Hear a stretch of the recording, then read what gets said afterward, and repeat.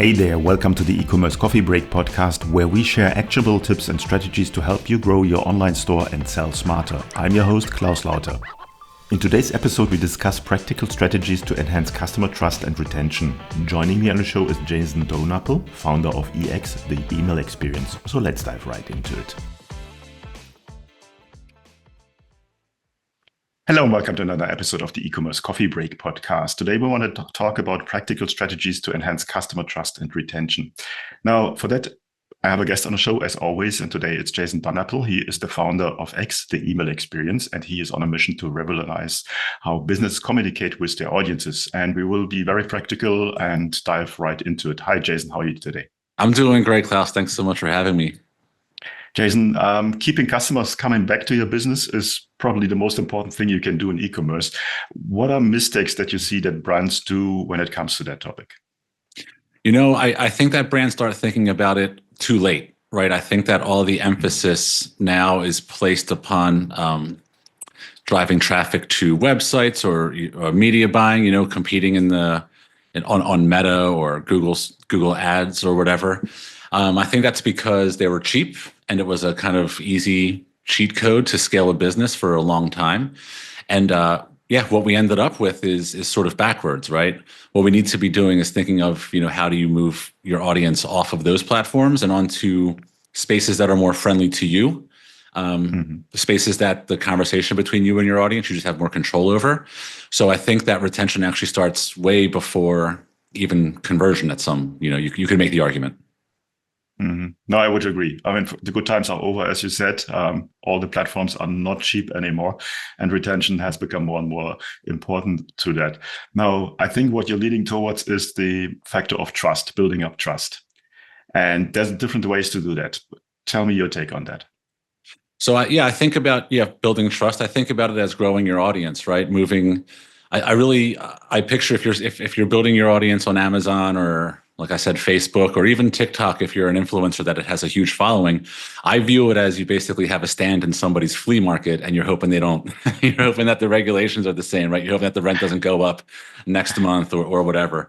So when we talk about building trust, I'm focusing on building my audience and getting people just to first opt in to who I am or what I am. So moving people from any third party onto a digital property that you own, giving them an option to interact with you, you know, join a newsletter, join an SMS, join a WhatsApp, join a Discord. It doesn't really matter the channel. We get hung up on email because it's so profitable, but it's, to me, the first, before you start thinking about conversions and profits and revenue, you're thinking about moving my audience to these business owner friendly channels where you can control your communication and not have to spend $20 every time you want them to interact with your website or something. So it's sort of a putting the horse before the carriage thing, right? We are so focused on driving conversions because, again, traditionally, your communication is so expensive. You have to focus on conversions. But when you get that pressure off and you're communicating with your list through an email, through an SMS, which is a little more expensive, but still cheaper than Facebook or, you know, Google or whatever, that pressure is removed, and you don't have this noose around your neck of, I got to get the sale. You can take your time, and, you know, you have. I really think of it as walking them through almost a syllabus. Like, these are the 10 things I really want users or people in the world to know about me, and how can you do that in a Facebook ad? No, you have to bring them through some sort of a conversation where you can control the flow of the information, don't overwhelm them, understand that, oh, look, they maybe didn't see email number 2 or SMS number 3. So I can actually retarget that later in a campaign. They missed number 3 on the syllabus, right? And it only happens in retention. It only happens on these channels that you own. So yeah, conversions will happen. They're almost like a byproduct of just doing the right thing and building your list and audience the right way. Yeah, I agree. Getting people over, obviously, first priority on email, SMS, or what you mentioned. I think that's an interesting take, to have a Discord channel or a Slack channel to get them in there and have a way of communication with them. Now, what is a way to get people over there? Now, obviously, everyone is like, has a lead magnet there or a wire offer or something like that. And then people are really, it's like, I have downloaded 1,000 different PDFs and I do not even open them. What makes it attractive to get people on your list? So there's like the tactic that you put up on your pop-up or on your your lead magnet or whatever it is. And I think before we start worrying about that, there's the decision point. And it's again, what are we doing? Why are we growing this audience? You see a lot of these 10% off and a lot of these spin to win and whatever opt-in incentives, because the only thing we're thinking about is conversion. So that drives every piece of the conversation. What I like to tell my clients to do is to understand what you're really doing is you're choosing the audience you're going to build. It's not really about just driving for higher percentages for the sake of driving for higher percentages, right? Like a 10% opt-in is great if it fills your list with people that care about you, right? Like it doesn't really. So you're actually operating within some sort of, in like a little bit of a spectrum where the aggressiveness or the meat of what you're putting on that opt-in directly impacts what you're going to get out of it. So I like to use the example of if you were given a free MacBook to everybody who's on your website today, you're going to get a big list and it might get out of hand and it could go viral and you could be, it's whatever, you want to grow a list, man, you can grow a list, right? None of them are going to buy anything from you and it's going to be it'll be a quick way to close your business down. And then, so that's like on the spin to win wheels and the stuff where people are giving you their email address, not because they care about you, but because they care about whatever this mechanism you placed in front of them is. And is that really what you want? If you're a store like Wayfair or, Groupon, I don't know if Groupon's still around, then sure, that might be what you want because you're just doing that's your play, right? You got a bunch of money and you can just pump it out and you're churn and burn and you'll do your thing. It's fine. Most owners that I deal with don't have that luxury.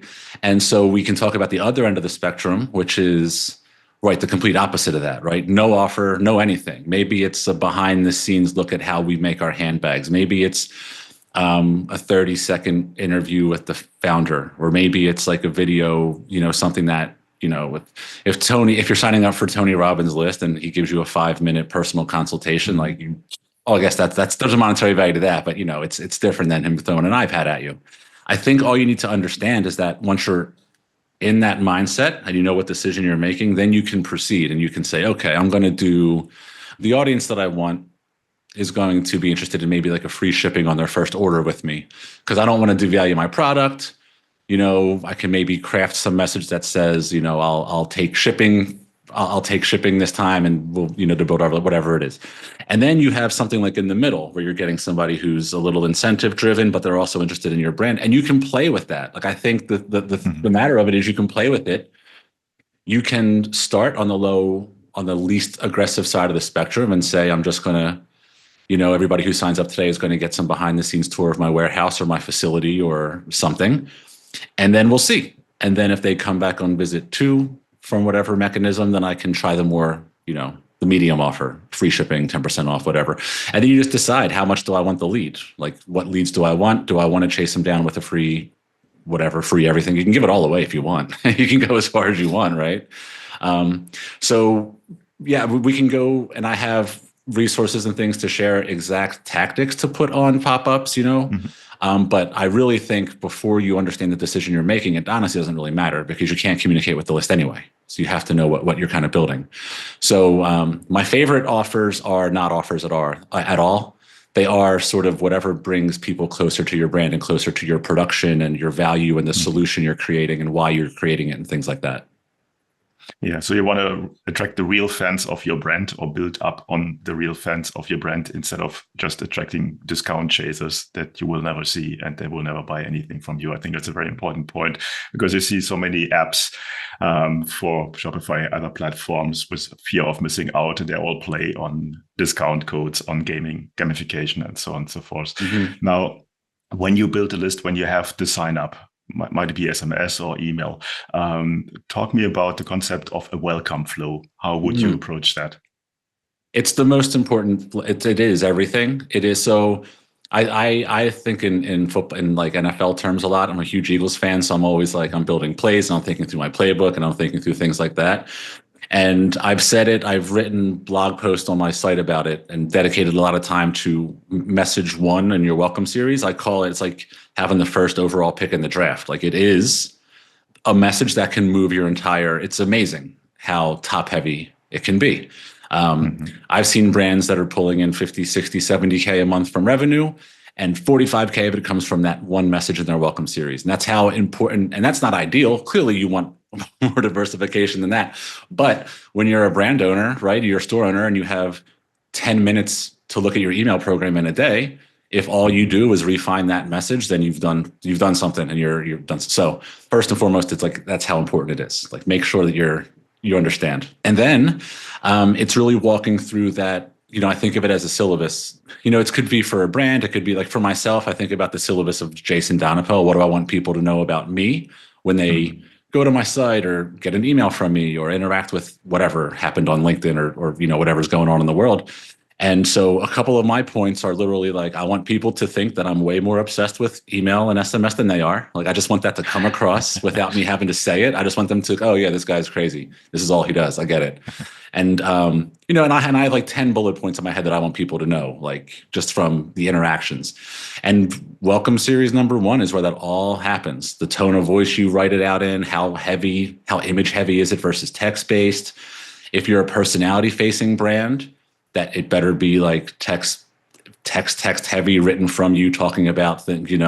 If you are like a big box store, like a Target or a Wayfair, then you're probably merchandising it with the highest sales of the day or whatever it is. So it's very dependent on who you are as a sender and who is receiving it. But the real trick, I think, is duplicating that message. So when we just talked about those pop-ups a little bit, and we talked about how you can think through different offers and how the people coming through those offers are different types of shoppers, basically. And you've learned a little piece of information about that user just by which pop-up they've gone through. So the effort you've put in to building a better on-site experience has now paid off in that, well, you're getting better leads, hopefully, but also you've learned a little bit before you even send message number 1, oh, this person, all they needed to opt in was a 30-minute confessional from Klaus, right? This person loves me. Okay, I'm going to write message number 1 to that person versus somebody who needed a free shipping or a 20% discount or something, And then you have 2 welcome messages, 2 message number 1s. You get a fresh crack at both of these audiences by knowing just this little. We get so hung up in how much data you need to personalize a conversation. Just that is enough, right? Somebody who said, I just love you versus I love a discount about the stuff you sell. That message is a little different. And now all of a sudden, instead of that message making, in the scenario I gave, instead of that message driving like 35K, that little tweak, all of a sudden you can drive 60, 70K from it if you have, heavy volume like that. A more realistic scenario might be, you go from $2,000 a month to, 25 or 3,000 in a month just by shifting it out. And now we're getting into like hyper personalization, and it's happening mechanically because you're just making better decisions up front. And that's why I'm so hung up on decision making versus tactics. We have so many brand owners and marketers. Like, every brand I meet is a bunch of tactics stacked on top of each other, and they're all doing their little thing, but it doesn't it doesn't work. Like, we need strategy. We need the reason why. Okay, because we're trying to grow a list that does this. Okay, cool. So we'll act this way around them. I like the approach that you really start from scratch. So depending where they sign up and what kind of offer or what kind of message is attached to that sign up, your flow starts from there. And it's not so difficult, although the ESPs, Klaviyo, whatever, they all support that. But I think very few people do that. Normally they throw everything in a database and then they think about segmentation, and not as you one step before. Now, I want to talk a little bit about the style of emails, artwork, text, copy. What's your take on that? What do you prefer? I prefer plain text with nothing else in it, because I basically want to launch a new email every day and never get hung up on design. So I feel like by the time we're getting down to optimizing design and stuff, that feels like a cherry on top to me. Like, I feel that before you have the luxury of focusing on that, and this is, by the way, my personal opinion. I don't think this is a state of like everybody should have a different approach. My business partner is the designer. So he's like that half of the company that fights for design, by the way. If it was run by me, it would be all basic nonsense. Nobody would hire us ever. So it is important to note that I'm an extremist on the setup data kind of side of things. I think that design moves the needle as much as it can. I think that it's more for the brands than it is for the end user sometimes. Like I feel like it's very self-serving at points. Like it becomes very much us just kind of designing beautiful things and then talking about how great they look. I've seen that minimal design, mostly text, just straight up, no nonsense, works better every time. And it just is what it is. I see in SMS, leaving images off improves conversion rate and ROI. I see in email going very text heavy and basically writing from a first person point of like somebody writing from the company. If you can fit those in, those always inbox the highest and they have the highest click rates. And that's all you can do in an email. Like you're just getting click rates, right? You're just moving traffic to the next phase. So that's what I've seen. I spend all of my time on that other part of like, who's getting the message? Why are they getting the message? What does it tell me about the next message I'm going to send them? And I find that once you're in that mindset, the content just kind of happens. You don't really have to. The high wire act of copywriting is that we're trying to write these messages that speak to everybody on our list. And it's so it feels very hard to do.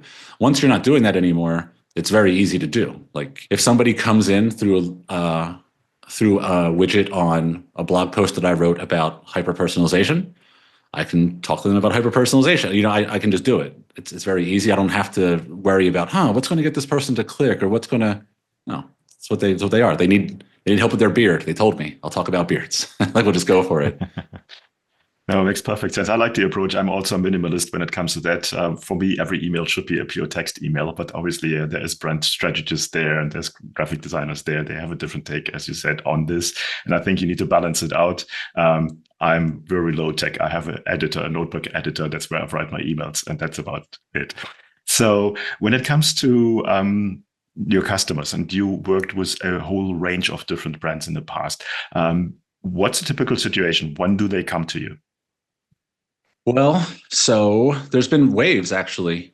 There was a big wave when COVID was going and e-commerce was like gangbusters. There was just a wave of people coming in and it seemed like everything worked. No matter what anybody did, it just all kind of worked. And now what we're seeing is we're seeing a lot of new marketers, not new marketers, but the people that were hired after that wave died, I guess. So the people who are now competing with the year-over-year comparisons versus when everything worked. So we're just seeing a lot of like correction in the space, a lot of truth, which I feel like is beautiful, and a lot of people coming back to how can I be a scrappy marketer and not just pump ads on Facebook and say that I'm growing a brand, right? So we're seeing a lot of people kind of coming back. In terms of like the size of companies, like it's all over the place. It's really something. I'm still seeing a lot of brands, fresh launches, like, hey, we're coming 3 months in, we accelerated and we want to grow our email list first before we start. We're seeing more of that, people starting to do it first before they spend. I think it's because maybe they spent a month or two on Facebook and lost a couple grand and realized maybe I should change my approach. But we're seeing more of that. It used to not be that. It used to always be, hey, we're doing 300K a month and no email. And now we're seeing it a little bit differently. Like, hey, we want to scale up. We want to add email. And then we're seeing some of the larger kind of legacy brands that have been around forever that, are maybe sitting at 10, 15% of revenue coming from retention. And they're seeing us like push 30, 40%, and they want to get in on the action now because, again, the stuff they were using traditionally doesn't work. The VSLs, like all that stuff is so expensive now.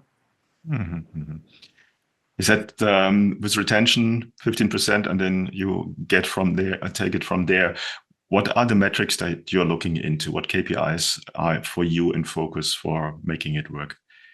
Yeah, I think the main KPIs for me that cut all the nonsense out, because there's so much oversaturation of data where we just start spinning in circles and chasing our tails. So what I really, really work on is 2 metrics that to me own everything, and everything is just nested underneath of it, right? So it can be as robust as we want it to be and complicated, but it is quite minimalist when we think about it at first. And that's simply the number of messages you're sending out every month, and then you can break it down however you want to.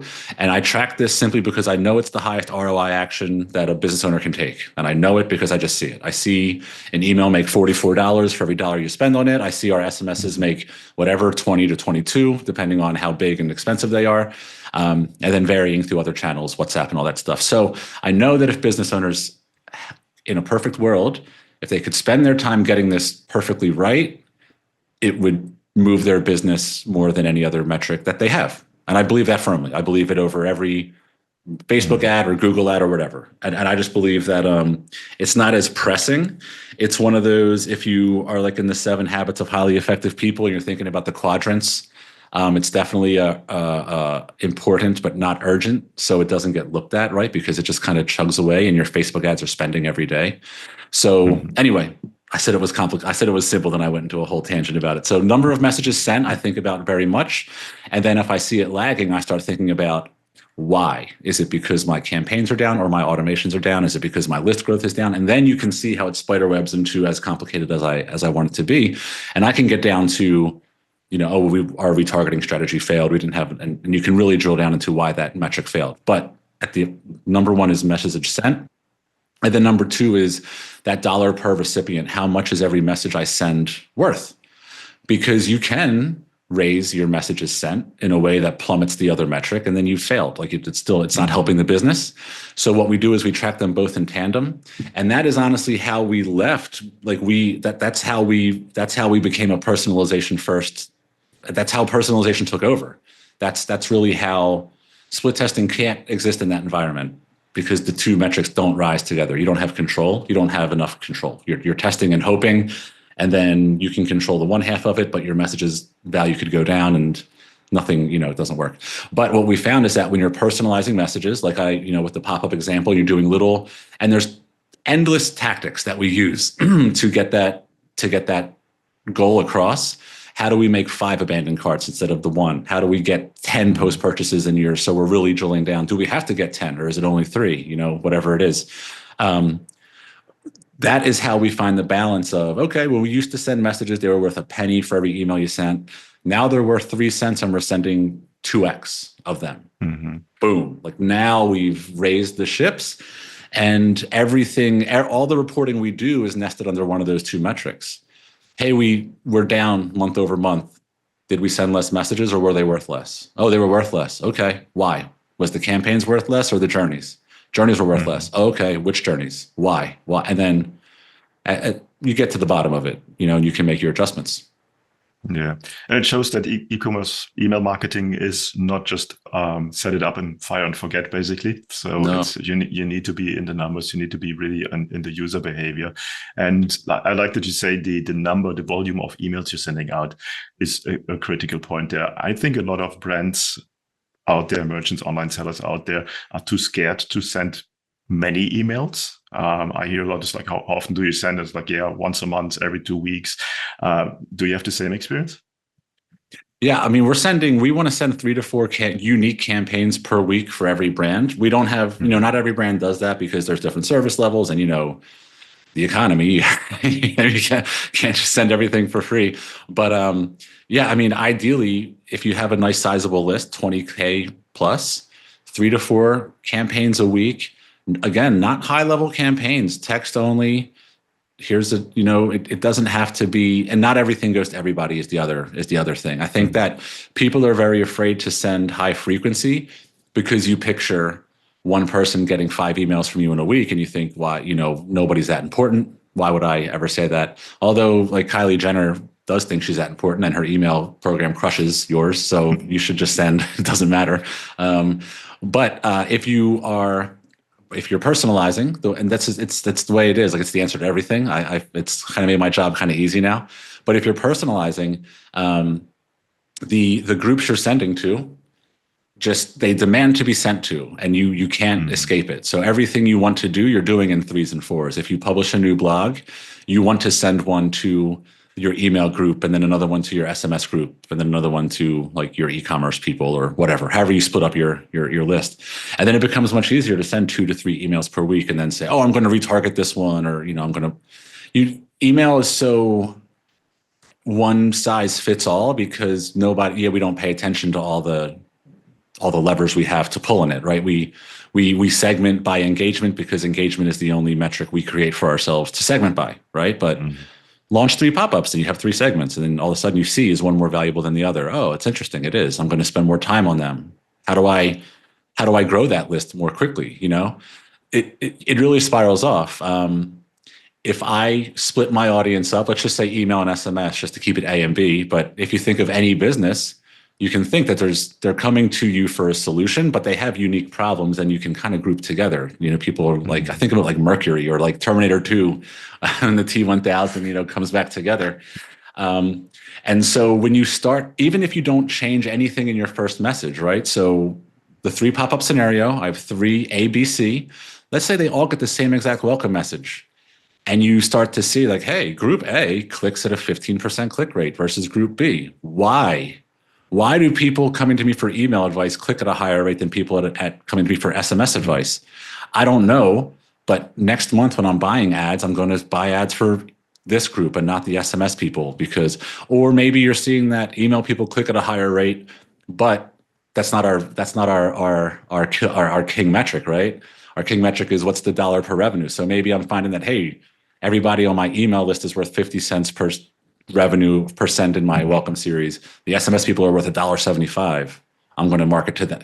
And then you're changing your ads to meet what you're learning in email. And that's what happens when at a certain point, the data collection takes over and the momentum, you flip over, and you're no longer telling the program what to do. It's telling you, like, you're no longer.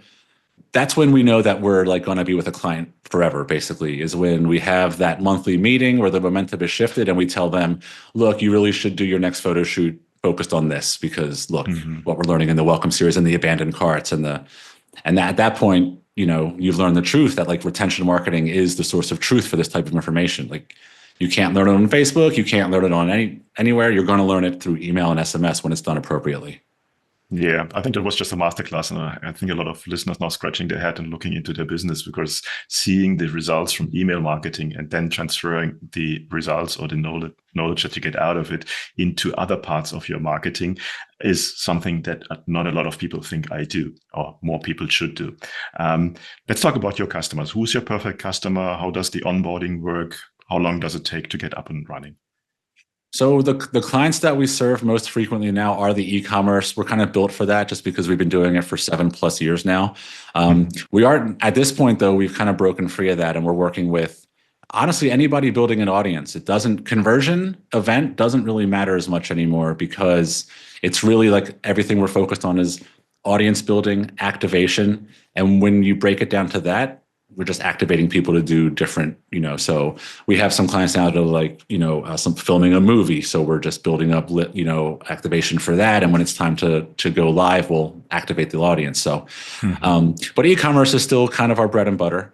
Onboarding is just a rolling process because what we have is our 4-step process to kind of get into, it's like a lane shift. Like think of it as shifting from one highway to another, right? It literally is an on-ramp where it's not so much of a tear down and build from scratch. It's more of like a shift you over into, now we're collecting data from your journeys instead of just how they are. Now we're collecting data from your campaigns instead of just how they are. And then we move into phase, we're trying to set ourselves up for that moment where everything flips over, which happens a couple months in. But, in the first month, there's fixing best practices. There is fixing deliverability, which 30% you'll get a 30% revenue bump just by doing that alone. So a lot of times what we'll see is like there are some major revenue wins. A lot of people do have their email on set it and forget it, unfortunately, and we'll uncover a $30,000 mistake just in a setting. Hey, your welcome series is not being sent to 50% of the people you thought it was because of this filter, and that happens all the time. So a lot of that stuff is cleaned up month 1 while data collection goes into play, and then we really start to see the results of everything hitting at the same time. Mm-hmm. And it just shows to tell how important email marketing is and having the knowledge. And we're not going into deliverability as much as I want, but we need to do a separate episode on that. It's so what does email marketing help if your emails don't get delivered? And that's sometimes a very technical thing. But it just shows how important email marketing is. Tell me a little bit about your pricing structure. How do you charge? So our agency, it's really based on the amount of emails or messages you need every month. So there's a tier starting at like $35 or $4,000 a month, and it goes all the way up to the enterprise level stuff. So there's a lot of ways to customize the offering. The steps in the process are the same. It's really just a matter of how many journeys are being impacted a month, how many automations do we touch in a given month. Honestly, the great thing about the process is that the prerequisites are built into it. Like the things you learn in the welcome series, you start to build in the abandon, and you start to build in that. So it's very nice how it stacks on, one piece on top of another. I think of it as a very modular, it's in my head, it's an IKEA project that's, you're stacking up and you're putting together, and then eventually you get to sit in it. Great comparison. Cool. Jason, before our coffee break comes to an end today, is there anything you want to share with our listeners that we haven't covered yet? No, I really think that I'm going to say no, and then I'm going to immediately, share something anyway. I think that the mindset shift is what I'm most interested in, moving away from this emergency, generating sales off of one click on a Facebook ad, and really thinking more through the opportunity you have to interact with an audience over a long stretch of time in such a meaningful way through a channel like email or like SMS if they've opted in and you have the opportunity to do that. Don't be afraid of opt-outs. Give people the chance to opt out. And then if they meet you again and opt back in, that's beautiful. Mariah Carey wrote a song about that, I think. It's called Butterfly. I recommend listening to it when you're doing your list cleaning. And I think that if you just go through your syllabus with your audience, be very mindful about who's getting the message and why you're sending it, the conversions and click rates tend to just fall into place. Mm-hmm. Okay. No, that's a good end to a very interesting topic today. Jason, where can people go to find out more about you guys? They can go to jasondonapel.com. They can go to theemailexperience.com. I guess just Google, LinkedIn. I'm on all the normal things. Okay. Nevertheless, I will put the links in the show notes as always, and you just one click away. Jason, thanks so much for the chat today. I think we could have spoken for another hour about email marketing, one of my favorites, as you know. But for now, we leave it like this, and I hope a lot of people reach out to you and get their email marketing optimized. Thanks so much. Yeah. Thank you so much. This was great.